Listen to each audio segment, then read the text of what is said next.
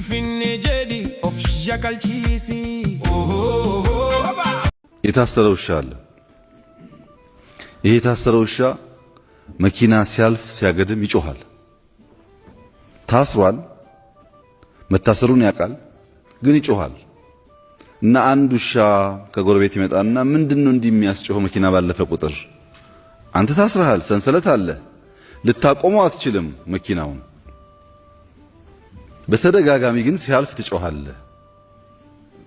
ምን እያደረክ ነው ብሎ ሲጠይቀው አይ እኔ እኮ መኪናውን ማቆም እንደማልችልም አውቃለሁ፣ መኪናውን ለማቆም አይደለም የምጮኸው እኔ ዋናው ያሰሩኝ ሰዎች ስራ እየሰራው መሆኑን አውቀው አጥንት እንዲጥሉልኝ ነው የምጮኸው እንጂ መኪናውን ለማቆም አይደለም። እነዚህ ሚዲያዎች አጥንት ለሚጥሉላቸው ሰዎች ነው የሚጮሁት፣ ለእናንተ አይደለም።